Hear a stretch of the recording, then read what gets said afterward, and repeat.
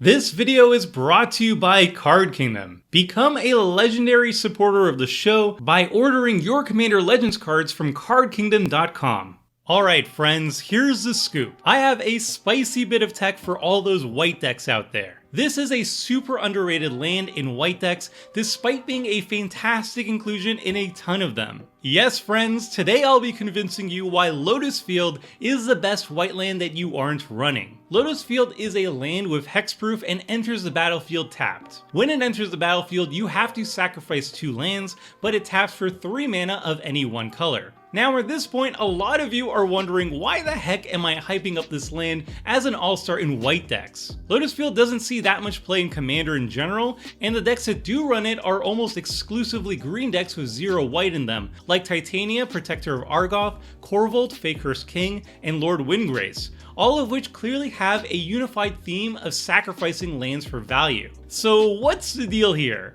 Do I have some secret knowledge about white that I'm about to reveal to you all, or have I been strip mined so many times in Commander that my sanity has finally snapped and I'm ready to declare any unstrip mineable land as a format staple? I hope it's the former and not the latter, but I'll let you be the judge after you hear me out. So the reason why Lotus Field is so good in white is because of its synergy with white's best generic staples. Cards that can improve any white deck regardless of what archetype the deck is focusing on. Now white doesn't have a ton of generic staples, which is kinda a problem in general, but that's a topic for another time. But the staples that it does have are really good and they share a common theme, having less lands than your opponents. This restriction can be found on powerful white cards throughout the game's history, with the most iconic example being Land Tax, which in my opinion is one of the strongest cards not just in white but in the entire format. Land Tax is a 1-mana enchantment that says at the beginning of your upkeep, if an opponent controls more lands than you, you may search your library for up to 3 basic land cards, reveal them, put them into your hand, then shuffle your library. A 1-mana enchantment that can easily put 3 cards from your deck into your hand every single turn is ridiculously good card advantage. The only catch is that you need to control less lands than any opponent, which is fairly easy to do. This land deficit restriction shows up in other old school white all-stars as well, like Knight of the White Orchid. Super efficient ramp that can find even non-basic planes and puts them into the battlefield untapped. Also, it's an enter the battlefield trigger, so it's great with bounce and blink effects. Or Weathered Wayfarer, a 1-mana repeatable tutor for any land in your deck. Absolutely fantastic efficiency. These land deficit cards are important because Wizards of the Coast has slowly been pumping out more of these types of cards to help out white in Commander. Some of them have been poop, like Cartographer's Hawk and Verge Rangers, but their most recent attempt with Keeper of the Accord is really solid, letting white decks quickly catch up to the rest of the table's average land count. But despite how great some of these cards are, there is a bit of a problem with them. Each time you land ramp, you're increasing the likelihood that your land deficit cards stop working. If you successfully ramp with Keeper of the Accord and catch up on lands, suddenly your land tax stops working, your Weathered Wayfarer stops working. The land deficit cards are basically cannibalizing each other. And other excellent land ramp options in white, like Dowsing Dagger and Sword of the Anime, also reduce the effectiveness of your land deficit cards. So if you are running these powerful land deficit cards, which I highly recommend most white decks should do, then it's beneficial to find efficient ways to lower our land count so that our land deficit cards are more consistently effective.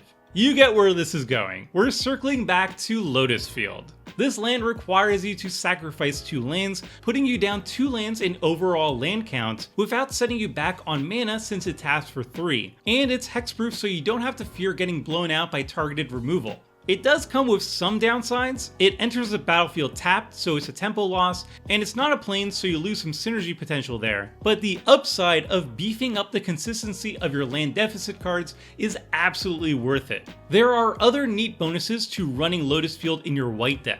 On top of supporting land deficit cards, it pairs very well with other powerful white cards that I love. You can immediately get back the 2 lands you sacrificed with Brought Back, effectively a super double rampant growth in white. Or if you sacrifice Flagstones of Trocaire to the field, then you immediately get to ramp out a Plains, netting you a mana in the process. And of course, it's solid value with the white staple Sun Titan, putting 2 lands in the graveyard that you can later put directly onto the battlefield with the Titan, which is another form of white ramp. The same logic is why powerful utility lands that sacrifice to activate like Strip Mine, Inventor's Fair, and Scavenger Grounds are particularly good in white decks.